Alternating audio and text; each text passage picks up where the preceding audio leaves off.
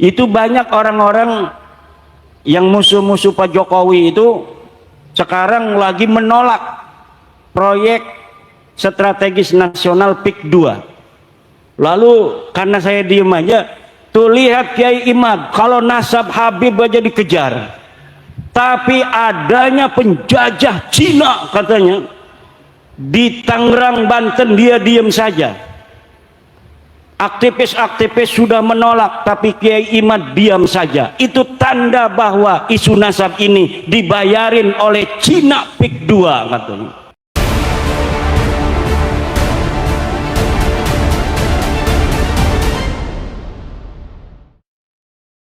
Penjajah dari Portugis namanya Tommy Pires itu bikin sebuah buku namanya buku harian daripada Tommy Pires ketika datang ke Jawa. Ketika Tommy Pires dari Portugis datang ke Jawa, Tommy Pires mencatat bahwa pada tahun 1500-an di Pulau Jawa ini sudah ada kapal-kapal besar yang dibikin oleh orang-orang Jawa. Kapal Portugis yang paling besar itu namanya Anuncidia. Panjangnya 70 meter. Tapi kapalnya orang Jawa itu bisa mencapai 300 meter.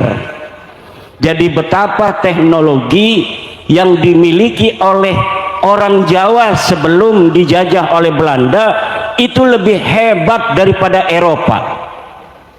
Kesultanan Mataram itu sebelum dijajah Belanda sudah bisa bikin meriam dan banyak pabrik meriam. Kesultanan Banten Sultan Tirtayasa 1600 itu sudah bisa bikin bedil. Ada pabrik bedil, ada pabrik mesiu di Kesultanan Banten sebelum dijajah oleh Belanda. Setelah dijajah oleh Belanda, kebesaran kita sebagai orang Jawa kemudian hari demi hari dikikis, kemudian diberikan sejarah-sejarah palsu bahwa orang Jawa orang primitif, orang Jawa leluhurnya tidak hebat, orang Jawa leluhurnya kampungan, sehingga satu generasi demi generasi itu tertanam di hati orang-orang Jawa bahwa orang Jawa bukan orang yang maju di masa lalu. Inilah cara penjajah untuk menghancurkan suatu bangsa dengan memberikan doktrin kepada masyarakat yang dijajah bahwa mereka keturunan orang-orang rendah. Padahal sudah terbukti orang Jawa keturunan orang-orang yang berperadaban tinggi. Peradaban di dunia ini yang tersisa hari ini selain di Mesir, Yunani, juga di Indonesia. Borobudur, Roro Jonggrang, Prambanan, Gunung Padang, itu adalah sisa-sisa bahwa leluhur kita dulu adalah orang-orang yang hebat, orang-orang yang maju. Maka jangan mau diomongin bahwa kita ini keturunan orang-orang rendah, orang-orang Jawa keturunan orang-orang primitif yang tidak tahu teknologi. Itu semua adalah doktrin untuk menjajah kita orang Jawa, orang Nusantara, agar apa? Agar kita menjadi mudah untuk dikuasai bangsa asing, bangsa selain bangsa Indonesia. Nah, Isra Mi'raj pada hari ini, Kampung Kaliwungu, Desa Kaliwungu ini, selain ngomong masalah sholat, juga ngomong masalah teknologi. Karena Isra Mi'raj ini menjadi sebuah isyaratan teknologian bahwa dulu Nabi Muhammad ketika Isra Mi'raj itu kalau dipikirkan secara biasa, secara sederhana tidak mungkin orang dari Mekah menuju ke Palestina dalam waktu 1 malam. Dengan onta saja 1 bulan pergi 1 bulan pulang. Kenapa ini satu malam? Belum mi'raj ke langit, pulang lagi sebelum subuh. Ini adalah tantangan teknologi bagi umat Islam, bahwa umat Islam tidak boleh ketinggalan teknologi. Sebelum Nabi Muhammad itu diisrokan, dibelah dadanya. Ini adalah tantangan kedokteran, bahwa manusia itu dadanya bisa dibelah, tapi dia masih bisa tetap hidup. Yang sudah dibelah banyak itu perempuan, tapi nggak isro-isro. Betul apa tidak? Kadang-kadang satu ibu-ibu dibelahnya 3 kali, tapi nggak isro-isro. Mi'raj, mungkin mi'raj itu artinya naik. Ya kalau isro itu berjalan di waktu malam, tukang nyari kodok juga isro itu lughatan. Kalau naik itu mi'raj. Mi'raj itu asal makna lugawinya naik. Jadi setiap yang naik-naik itu adalah mi'raj. Orang naik kelapa itu lagi mi'raj. Naik motor itu namanya, ibu-ibu, mi'raj.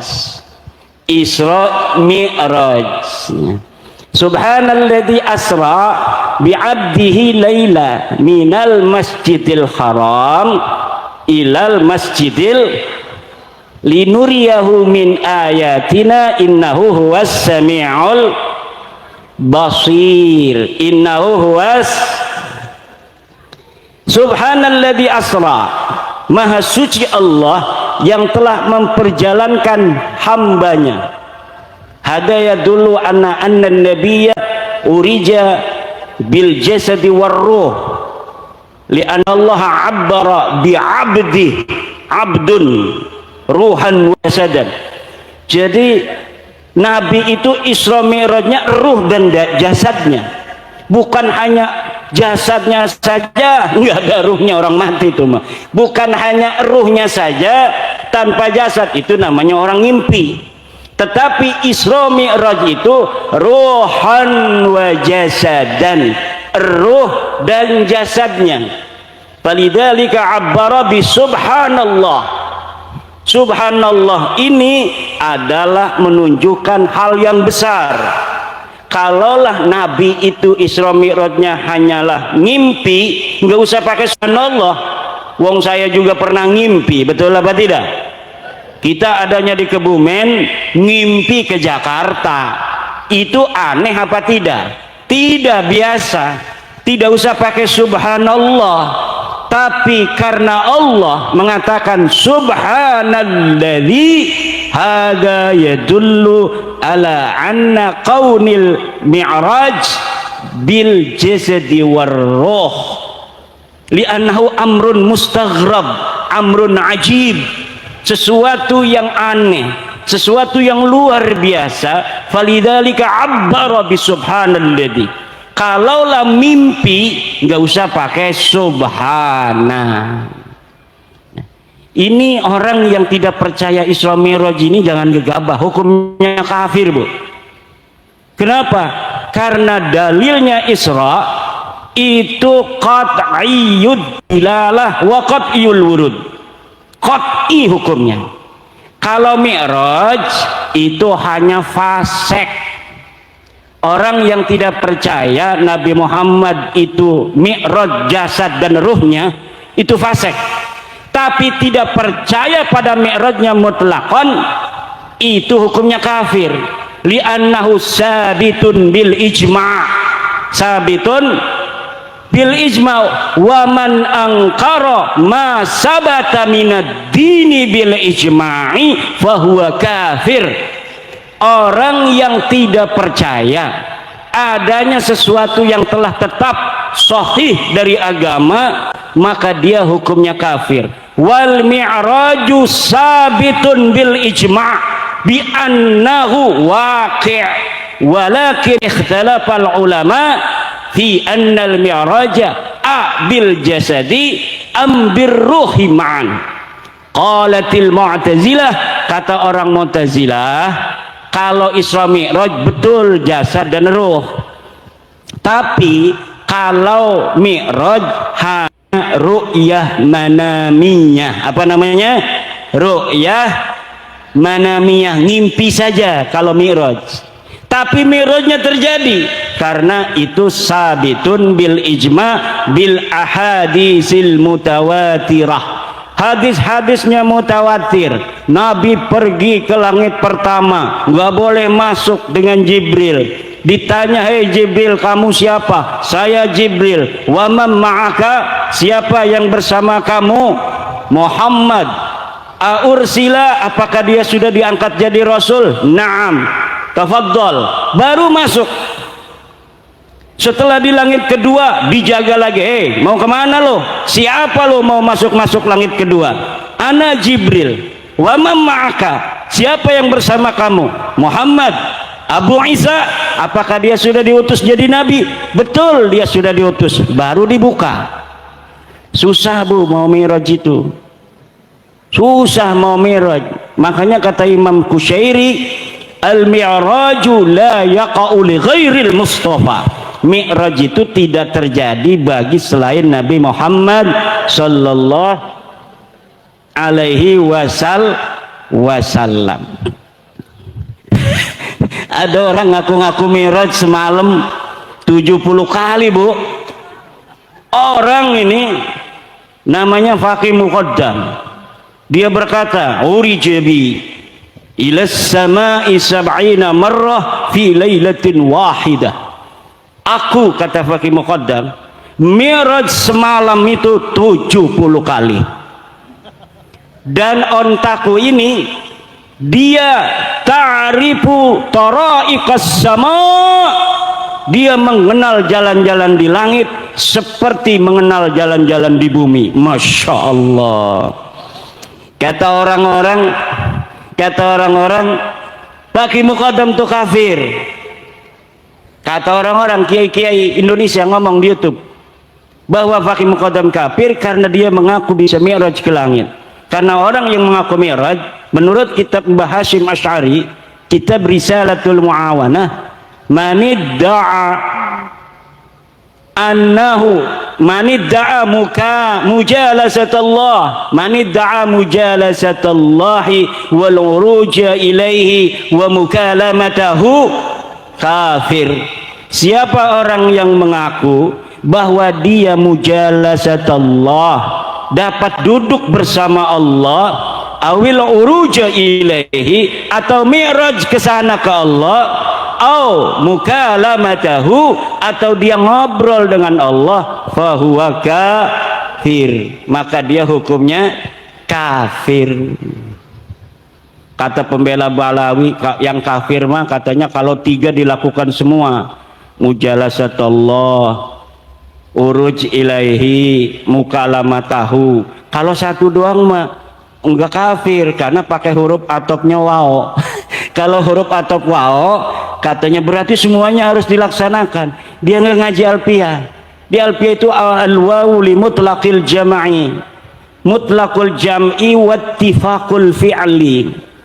Jadi yang namanya huruf atop wao, ahwa mutaqaddimun, au huwa muqarinun, au huwa mutaakhir, itu pakai hurufnya waw.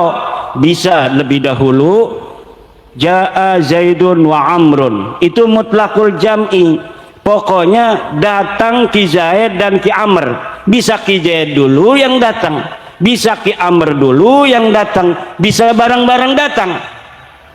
Kata pendukung Balawi, Faqih Muqaddam tidak kafir. 653 dalam kitab-kitab yang ada di tahun itu, banyak yang dikarang oleh para ulama, tidak ada di Tarim tahun 653 Hijriah dan sebelumnya, karena wafatnya 653. Itu ada seorang yang bernama Faqih Al-Muqaddam pernah hidup di Tarim. Jadi pengakuannya itu pengakuan yang dalam ilmu hadis disebut maudhu'un. Apa? Maudhu'un, palsu. Sejarahnya palsu, ngaku turunan nabinya juga palsu. Ini apa maksudnya? Suruh minum. Masya Allah, baik sekali ini. Namanya Kang Mas Saipuddin. sedulur dengan saya, Imaduddin Saifuddin, tiangnya agama, pedangnya agama. Istrinya berapa dia? Masya Allah, kasihan amat, hampir 2 nggak jadi. Ya namanya masyarakat kan ikut Pak Camatnya. Kalau Pak Camatnya minas suja', maka masyarakatnya minas suja'. Kalau camatnya minal khaifin warra'iyatu aula.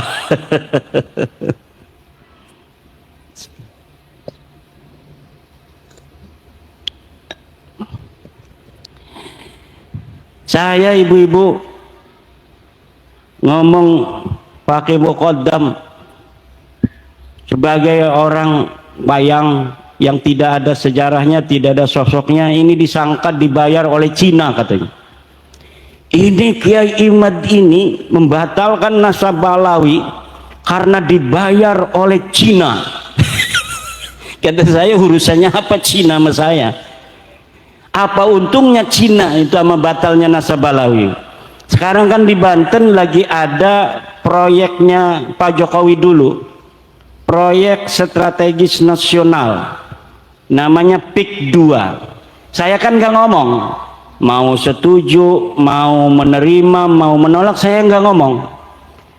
Itu banyak orang-orang yang musuh-musuh Pak Jokowi itu sekarang lagi menolak proyek strategis nasional PIK 2.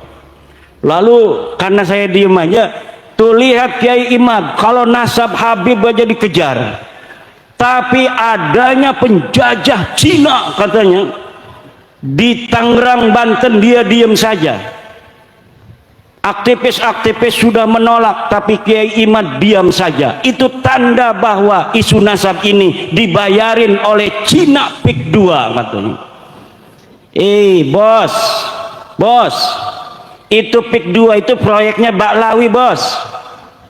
Aguan itu orang Cina, tapi yang ngejalanin proyeknya itu Baklawi, namanya Mu'annas Al-Aidid. Dia Baklawi, dia Kabib. Kalau saya ngelihat Baklawinya, saya langsung nolak. Tapi orang nolak, orang menerima itu harus tahu apa yang ditolak, harus tahu apa yang diterima. Jangan kita nggak ngerti apa-apa kita menerima, jangan kita nggak tahu apa-apa kita menolak. Saya nggak ngerti PIK 2 ini jenis kelaminnya apa, ini makhluk model apa ini PIK 2. Kenapa? Karena saya belum mendapat penjelasan sebenarnya seperti apa, proyeknya apa, manfaatnya apa, kerugiannya masyarakat apa kalau diterima. Nah, kalau sudah ada ilmu qoma bi al ilmu bi PIK wa PSN, baru kita boleh mengatakan menerima, boleh mengatakan menolak. Karena saya komisi fatwa, ketua komisi fatwa Majelis Ulama Indonesia Provinsi Banten, kemarin saya di SMS, Kiai hari Minggu tolong survei di PIK. Ini dari perintah MUI Banten. Nanti komisi fatwa yang menentukan secara maqasidus syariah apakah diterima ataukah tidak. Kata saya, buat apa kalau kita terjun ke lapangan tapi tidak tahu master plan-nya apa? Saya mohon dikirimkan dari PIK gimana, dari bapedanya gimana, dan alhamdulillah sudah dikirimkan baru kemarin di mobil. Saya baca, tinggal saya terjun ke lapangan, baru setelah kita tasawur. Nah, kita menentukan hukum itu harus tasawur. Al-hukmu bisyai'i far'un an tasawurihi. Menghukumi sesuatu adalah cabang dari tasawurnya. Kalau kita menghukumi sesuatu, menerima atau menolak tanpa tahu tasawurnya, maka itu orang gendeng. Tasawurnya dulu, tasdiknya dulu, lalu bagaimana manfaatnya, madaratnya kita timbang secara maqasidus syariah, baru kita menentukan sikap. Tapi banyak orang yang kesusu, belum apa-apa menerima, belum apa-apa menolak. Lah harus ditimbang. Setiap proyek yang dijalankan oleh negara pasti tujuannya kesejahteraan rakyat, Bu. Kalaupun ada di bawah itu hal-hal yang tidak sesuai dengan aturan, itu teknis lapangan, harus diselesaikan secara lapangan. Nah, kalau misalnya harus menunggu secara konvensional, itu Banten Utara yang sekarang mau dibangun itu kalau ngandalin Pemda kabupaten itu mungkin 100 tahun lagi baru bisa dibangun. Makanya ibu-ibu, kalau ada pembangunan dari pemerintah, terima dulu, nanti dilihat madarat manfaatnya, jangan nolak aja, nanti nggak maju-maju. Pak Camat mau bikin jalan, nih apa nih tujuan Pak Camat, kita tolak karena mungkin Pak Camat ini mau nyari untung. Jangan begitu, maslahatnya buat rakyat, maslahatnya buat masyarakat. Jadi sekali lagi, bahas nasab ini bukan karena sesuatu hal di lain kita.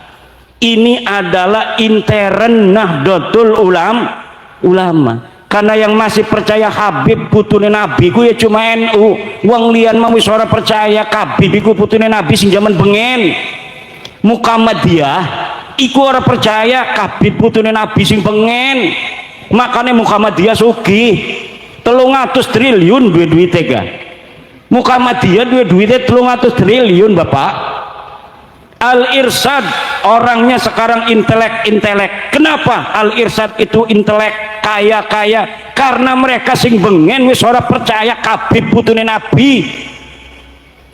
Lah wong NU masih makainen bae. Nang apa?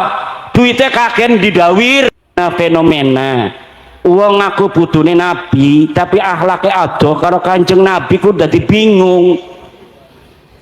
Lah lamun kita ngedeleng Gus-Gus ki ya, anaknya kiai ya akhlaknya kayak kiai, tawadhu, ngajine wekel, sampai diajarine kedudu nang abae dilempar ning pondok sejen. Supaya apa dilempar ning pondok sejen? Supaya ngerasani premen dadi santri, mangan asal lana, turu asal turu, ngising asal ngising. Iku santri. Lah anak kiai didokoni pondok sejen niku supaya ngerasani ari ilmu mah kiai negake ilmune, tetapi dudu hanya ilmu, adoh saring wong tua niku membentuk karakter, adoh karo wong tua membentuk kemandirian. Weruh artine anane wong tua iku berharga lamun anak kita wis mondok, Bu. Kalau anak kita dipondokin, dia akan merasa bahwa orang tua itu penting. Kikang Saipuddin bolak-balik melulu rabi masih ci remen, Mbak. Hampir 2 aja rabi nih kini ngarep ki. Iya rabi nih ya. Ndi rabi nih Kang Saipuddin. Hati-hati dua laki ganteng makenen ki aja dilepas mekonon baik. Kalau mau narap nih Banten maning kudu dibaturi, bukan kecantol wong Banten.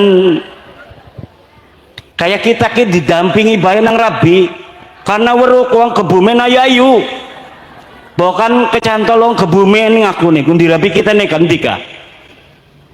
Alhamdulillah, berarti disayangi nang rabi, dudu rabi watir, dudu disayang. Ligane mewatir, dudu sayang. Ibu bapak hadirin ma'asyiral muslimin rahimakumullah. Karena orang NU ini percaya dengan adanya keturunan Nabi, bahwa turunan Nabi ila yaumil qiyamah ada. Turunan Nabi walaupun dari jalur Siti Fatimah perempuan, bagi kita Nahdlatul Ulama itu tetap dianggap keturunan Nabi. Sampai kiamat nanti Imam Mahdi akan muncul dari keturunan Siti Fatimah radhiyallahu anha.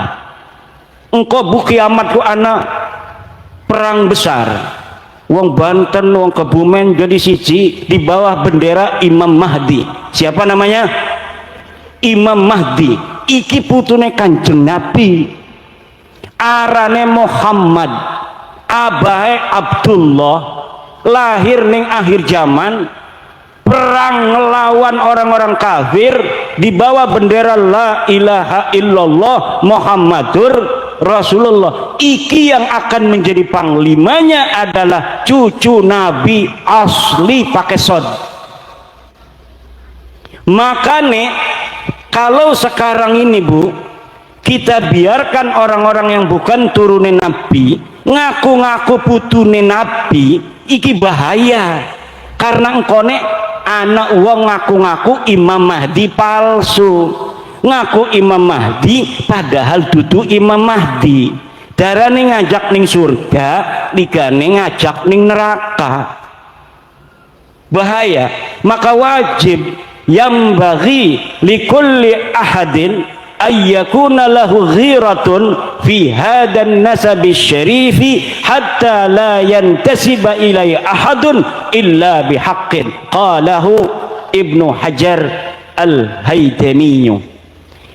Wajib yang bagi bimakna wujub, wajib bagi siapa saja untuk mempunyai kecemburuan akan nasabnya baginda Nabi, sehingga tidak ada yang berani ngaku-ngaku putune Nabi illa bihaqqin, kecuali dengan hak. Apa maksud illa bihaqqin? Pertama, harus bisa dibuktikan secara ilmu nasab. Coba deke ngaku aran-arane putune Nabi ku sapa-sapa. Oh je, Pulan bin Pulan bin Pulan bin Pulan. Analakan yang kitabe.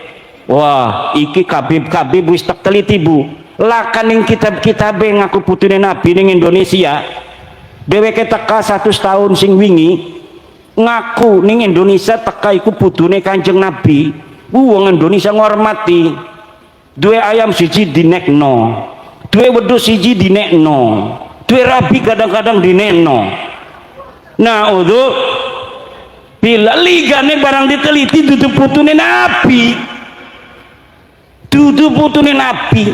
Iki wis tak teliti-telitian taman bahwa kabib-kabib iku bin Syihab bin Semit, Topik Segap, Lutfi bin Yahya iku dudu putune Kanjeng Nabi, putune Ubed arane. Mang Ubed iku digelati ning sejarah laka arane laka uwong. Laka arane laka uwong. Katanya mengaku dia hidup 383 Hijriah, ngaku jadi putune dadi anake Ahmad bin Isa. Ahmad bin Isa iki putune Kanjeng Nabi asli. Ana ning kitab Tahdhibul Ansab nulis anake Isa bin Muhammad arane iku apa Ahmad bin Isa. Iki putune Nabi asli. Nah, kemudian si kabib-kabib iki ngakune putune Ahmad bin Isa iki saking anake sing arane Ubed. Lah Ubed iki kita gelati ning kitab-kitab iku laka anake Ahmad bin Isa arane Ubed. Ahmad bin Isa putune Kanjeng Nabi asli iki duwe anake cuma telu, Muhammad, Ali karo Husain. Ora ono sing anane Ubed. Lah Ubed iki anake sapa? Ya dudu anake sapa-sapa, wong iki laka aja. Boleh nulis-nulis doang. Sikiki misalnya ana wong pengen ngaku putune Sunan Gunung Jati. Arane Saifuddin, misal. Contoh doang. Arane Saifuddin. Cuma deke inget aran abai doang. Abai mang Saifuddin ku sapa? Misalnya Sahrudin ya. Saifuddin bin Sahrudin. Kan Sunan Gunung Jati 500 tahun sing wingi. Lah orang urus sapa-sapa diukur nang deke otake cerdas. Lamun zaman siki sampai Sunan Gunung Jati tahun 1570 berarti kudu ana aran wong 20. Lah deke ora kawang siji-sijine tulis pe uling aran. Saifuddin bin Sahrudin bin Samsuddin bin Nasruddin bin Saif Jalaluddin bin Khairuddin sampai bin Sunan Gunung Jati, tidak berdasarkan cerita sejarah yang asli, tidak berdasarkan kitab nasab. Orang takon-takon wong Banten premen nasab wong Banten, orang takon-takon wong Cirebon premen nasab wong Cirebon ing Sunan Gunung Jati. Barang diakuraken wong Cirebon Sunan Gunung Jati duwe anak pasarean sing duwe keturunan ning Cirebon, ning Banten arane Hasanuddin, laka arane Saifuddin.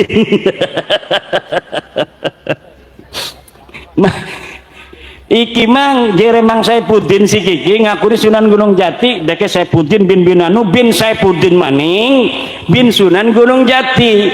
Pas diteliti kepada manuskrip asli yang ada pada tahun 1500 Masehi, Sunan Gunung Jati dua anaknya lanang roro ning Cirebon siji sing dua keturunan arane pasarean nurunaken keluarga buntet Gus Abbas ketua umum PWI LS, ning Banten nurunaken Maulana Hasanuddin dua keturunan para raja-raja Banten. Laka anak Sunan Gunung Jati arane Saifuddin. Lah iki kira-kira diterima ta boten ku? Mang Saifuddin ngaku putune Kanjeng Nabi, putune Sunan Gunung Jati setelah 550 tahun dari hidupnya Sunan Gunung Jati. Sementara kitab-kitab yang ada menerangkan anak yang berketurunan laki-laki dari Sunan Gunung Jati cuma Pangeran Pasarean dan Maulana Hasanuddin Banten. Pasti ki aran Saifuddin ngakune Saifuddin niki anak Sunan Gunung Jati mbeke lahir di dokoning perahu, kemudian di tengah kening laut kegawa sampai kali manjing ning Kebumen, terus barang wis manjing ning Kebumen dijukut nang wong Kaliwungu ko makame digawe nang Kang Saifuddin makame ning Kaliwungu, makam Pangeran Saifuddin bin Sunan Gunung Jati Syarif Hidayatullah. Ya wong ari sing bloon mah percaya bae. Wih jere wong-wong lian sing luar percaya, wah iki palsu iki guys aja suudon nih wong Islam kudu husnudon wis dipercaya be menawi teh bener bukan duraka kewalat sirah ning Mang Saifuddin. Lah siki ge mengkonon Bu, saya bawa dalil nih bahwa pengakuan KB Balawi sing ngaku putune Nabi itu palsu. Deke ngaku ning tahun 895 mulai ditulis oleh Ali Asakron. Ali Asakron iki buyute Habib Sihab segala macam iku, Habib Rijik, Habib Bakar kayak iku buyute arane Ali Asakron nulis kitab putune Nabi tahun pira 895 Hijriah. Tahun 895 Hijriah merenekakan kuis pirang tahun 500 tahun Bu wis ngakune. Bener ora pengakuan tahun 895 ki? Bener ngakune ku. Kitabnya sampai sekarang bisa dibaca. Kitab Al-Burqatul Musyiqqah karangan Ali Asakron. Nah, sebelumnya ini di tahun-tahun 895 iki akeh kitab nasab sing wis ditulis. Anak putune Nabi ku kitabe wis ditulis sing abad keloro Hijriah. Abnaul Imam fi Misra Wassam abad keloro Hijriah. Ditulis Ibrahim Toba tahun 199 Hijriah. Nasabu Quraisy abad keempat. Siri Silsilatil Alawiyah abad keempat. Tahdibul Ansab abad kelima. Muntaqilatut Talibiyah abad kelima. Al-Majdi abad kelima. Sajarah Mubarakah abad ke-6. Al-Asili abad ke-7. Al-Fahri abad ke-7. As-Sabatul Musal abad ke-8. Umdatul Talib As-Sugra, Umdatul Talib Al-Kubra abad ke-9. Dari mulai abad ke-9 sampai abad ke-3 ke-4 itu tidak ada Ahmad bin Isa ditulis punya anak namanya Ubed. Makanya mereka tidak bisa jawab sampai sekarang karena saya punya kitabnya. Kitab akeh, deke orang dua kitab.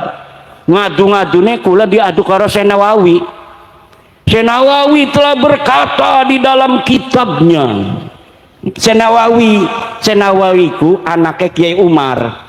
Kiai Umar iku wong tenara karo kresek iku parak bu tetangga. Ngajine ning ponakan buyut kula arane Kiai Ayib. Kiai Umar ngaji ning Kiai Ayib. Syekh Nawawi digawa-gawa sing cilik melik pinter luwih. Kiai Ayib ngajine Bidayatul Hidayah. Nyeluke Bidayatul Hidayah. Dimarahin nang Syekh Nawawi masih cilik, wis ngaji amil. Jere Syekh Nawawi ning Kiai Umar, "Bah, gurune abahku goblok je." Nang apa tatong diarani goblok iku Kiai Ayib? Karena deke maca Bidayatul Hidayah. Harus sebah dibacanya Bidayatil Hidayah karena anak huruf jer B.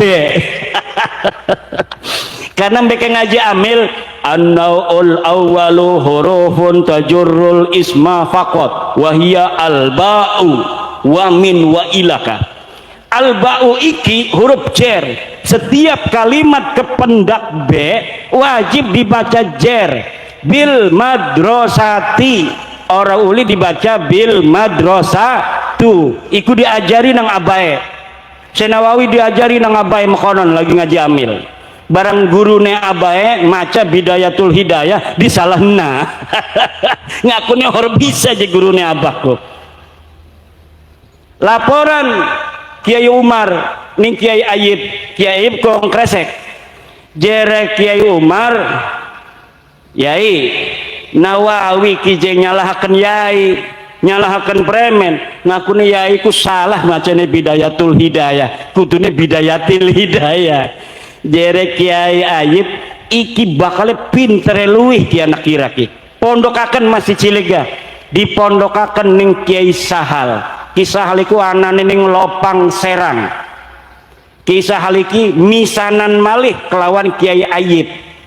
Iki Kiai Sahal punya murid Syekh Nawawi sekaligus ponakannya, karena adiknya Kiai Sahal itu namanya Zubaidah adalah ibu daripada Syekh Nawawi Tanara Al-Bantani. Akhirnya apa? Mondok 5 tahun ning Serang, langsung pengen ngaji ning Mekah. Pinter luwih Syekh Nawawi. Umure mbeke 15 tahun lebih, iku wis pengen ning Mekah. Syekh Nawawi Tanara.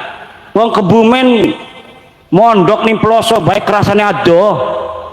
Mondok ning Ploso adoh je mondok ning Ploso. Lah wong bengen mah mondok ning Mekah, Bu. Pada ning Mekah tahun 1945 sejak merdeka ku. Wong Banten wis ora pada mondok ning Mekah. Lemaune mah pada ning Mekah. Sing barang tahun 1634 wong kresek iku mondok ning Mekah. Buyut kula 1634 iku saning ning Mekah. Kita be masih ana ning Perpusnas. Arane Al-Mawahib Ar-Rabbaniyah lil As'ila Al-Jawiyah. Iku ditulis oleh buyut kula, tapi duduk karangan dewe. Kitabe karangan Ibnu Allan. Ibnu Allan mufti Mekah tahun 1634. Uangnya ora duit, tetapi jadi kaya raya. Kenapa? Karena sing mondok putune raja, putune sultan. Ngamplope dudu ngamplop duit. Apa ngamplope? Ngamplope berlian. Kenapa? Karena Banten zaman bengen niku kaya raya, Bu. Orang kayak Siki provinsi Banten jadi termiskin se-Indonesia. Bengene itu terkaya se-Indonesia. Coba lihat di Inggris. Puisi-puisi Inggris tahun 1500-1600 itu selalu berbicara tentang negeri emas di Nusantara, apa namanya? Banten. Tetapi sekarang coba termiskin di Indonesia, di antaranya anak Banten nih kono ikut. Allah. Ibnu Allan mondok, sing mondok iku Sultan Abul Ma'ali Ahmad karo buyut kula Arya Wangsakara mondok di Mekah 4 tahun. Entas mondok di Mekah balik, ya balik entas mondok di Mekah ngegawa kitab, ngegawa bendera Nabi Ibrahim, kemudian apa arane ku maning kitab tasawuf Insan Kamil dan lain sebagainya. Zaman bengen wong Banten tahun 1634 wis ngaji kitab Insan Kamil karya Al-Jaili. Ikut tasawuf falsafi. Makanya akeh sing rada halu-halu pengen jadi wali-wali melulu. Karena ngajine wis kitab tasawuf jaman bengen niku. Pengen jadi wali, pengen tapa. Raja-raja Banten lamun masih ngisi tiap dina iku ora dianggap nang abae. Ke qadaul hajatnya itu 15 hari sekali. Kenapa? Karena jarang makan. Barang anak putune pada lemu kabeh. Buyut-buyute bengen dadi raja iku diperhatikaken karena anak telik sandri sing tukang merhatikaken iki anak-anak raja. Siapa sing tukang ning kamar mandi? Lamun sing tukang ning kamar mandi berarti tukang mangan, tukang minum. Nah, iku Sultan Maulana Hasanuddin 15 hari sekali masuk kamar mandi nih. Masya Allah. Maulana Yusuf masih mengkonon, Maulana Muhammad Nasruddin masih mengkonon, masih nom mati tapi dia kema perang mati ning Palembang. Dua anak Sultan Maulana Abdul Mapahir masih mengkonon. Dua anak Sultan Abul Ma'ali Ahmad masih mengkonon. Dua anak Sultan Tirtayasa masih mengkonon. Kuru Sultan Tirtayasa wongi kuru masih ana lukisanane ning Inggris. Setelah dikuasai Belanda, entah Sultan Tirtayasa embeke pada biasa kena penyakit. Pada pengen ake mangan, embeke pada lemu-lemu potone. Dideleng nang kula foto Duta Besar Banten gena Inggris wis lemu wonge. Wah, iki wis akeh mang. Iki sedurunge kuru-kuru tukang tapa. Alhamdulillah. Banten karo Mataram iku sedulur. Saking duhure pada tapi saingan barengan. Iku Sultan Agung duwe pabrik meriam. Sultan Agung duwe pabrik meriam ngelawan Belanda. Wah, lamun Banten kalah maning kita di anak buah kita teger iki. Jadi Banten pengen dikuasai Belanda kalah, tinggal Banten di sedulung kalah. Jadi siapkan meriam. Jadi Sultan Mataram, Sultan Agung. Siapkan meriam. Latihan ngadepin Surabaya. Dua, pemajur sing dilatih-latih. Coba jajal ning Kulon, ning arah Banten. Barang ning arah Banten di dokone cepluk lah kasih ngejebluk. Iki keramat jinjiban bengen ku. Jadi asal diarahaken belatiane ku ning arah Banten iku orang muni orang meledak jebluk iki masih ana ning buku historia sejarawan. Coba deleng ning apa arane internet Mataram serang Banten, meriamnya nggak ngejebluk-jebluk. Itu masih ada sampai sekarang. Yang nyatet siapa? Apakah orang Banten? Enggak, orang Banten nggak tahu apa yang terjadi di Mataram. Zaman bengen lah ke medsos. Jadi ku wong Mataram dewek sing nulis. Asal arep nyerang Banten, iku meriam latihan iku lah sing ngejebluk.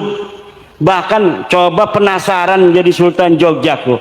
Coba sebalen maning. Sebalen maning ngejeblug orang merana, ngejeblugin ning jero meriame, buledak. Jadi meriame milu hancur. Bengi-bengine Sultan Mataram ngimpi pada bisulan. Barang ngimpi bisulan isuk-isuk masih gatel. Gatel. Iki gara-gara penasehat kon nyerang Banten iki je. Wis ora uli nang abae. Abae Sultan Agung deke iku anake Sultan Agung arane Amangkuran. Wis ora uli nang abag-abagen aja gawat-gawat sira macem-macem wani nyerang Banten. Wis diantepakan we Banten memekonon ku bae itu. Barang anake mah kalah Belanda ku Banten gak kudu kalah ya. Akhirnya pada ngimpi ora bagus sampai ngimpi bisulan barang dikrowek tangi-tangi masih gatel. Lah iki persahabatan zaman bengen antara Banten karo Mataram. Sampai sekarang kudu sedulur bae, wong sedulur ya kudu sedulur aja kadang-kadang hawak. Wih, lamun kabeh mah teger ki dikuasai ya. Aja macam-macam iku. Ibu bapak hadirin ma'asyiral muslimin rahimakumullah. Dalam jam 12 kulane ayun wenten acara male adoh ning daerah Jawa Barat ning gunung dados perjalanannya itu 8 jam yai. Jadi nanti nggak mampir lagi yai ke Jetis habis ceramah ini karena tadi udah makan dulu akan langsung menuju ke Jawa Barat ning gunung supaya kita sebagai warga NU iki pada paham kabeh bahwa Habib iki tutupune Nabi. Lamun wis paham kita ora bisa ditipu. Kadang duit 200.000 teka Habib yai minta uang buat haul. Rabi mah nginte be marah-marah, awas dinekakan tabok ya, awas dinekakan tabok. Ligane kiai mah karena hatine alus dinekakan bae wis rabi marah-marah, setan doang rabi ki. Ora demen ning putune Rasul ya. Siki mah menawi ora bisa maning dikononakenku. Wah anak kiai dijaluki 40 juta iku ning Purbalingga ning Banyumas. Dijaluki 40 juta dinekno. Barang teka maning wis ana kajian kula bahwa Habib dudu putune Nabi ngejaluk 40 juta maning dheweke pura-pura edan. Kiai nek kok. Kiai Imad pahlawanku, Kiai Imad pahlawanku. Dadine liki sapa Habib kabur stres di wong iki ya. Ya iku daripada 40 juta hilang lebih baik kedeleng stres.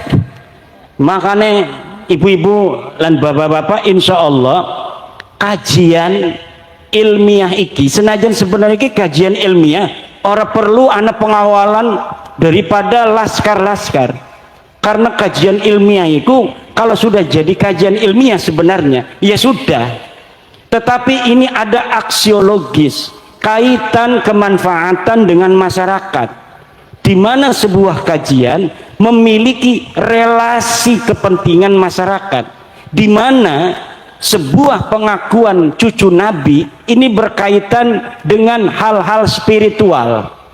Orang kalau sudah ada orang ngaku cucunya Nabi, maka orang yang merasa umatnya Nabi Muhammad akan terdorong untuk mengabdi, terdorong untuk menghormati, mentakzimi. Nah, dari pengakuan ini oleh sebagian orang dimanfaatkan untuk memeras, untuk membohongi, untuk mengeksplorasi, untuk menguasai dan lain sebagainya. Sejarah dipalsukakan meneng bae lah kasing wani. Wis beruning desane iku laka Mbah bin Yahya. Tiba-tiba ana sing ngomong iki ning kene ana makame bin Yahya.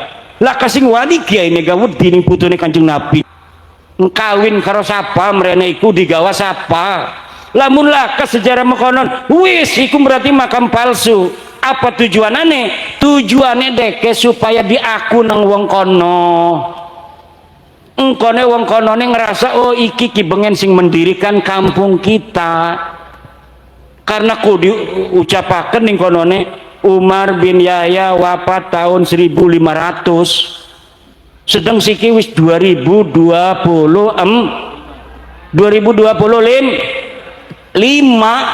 ratusan tahun wis.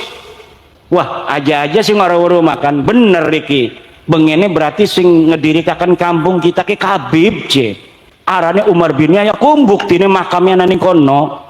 Jadi barang teka wong ngaku putune Umar bin Yahya iki watu wong kampung Kaliwungu pada ngormati kabeh. Ikilah pendiri daripada kampung kita kije anak putuneku dihormati. Ana sing mai lepet, ana sing mai sintrong, ana sing mai duren, ana sing mai duit, ana sing wis segala-gala. Balik dheweke, "Hoi mobil penuh, alhamdulillah."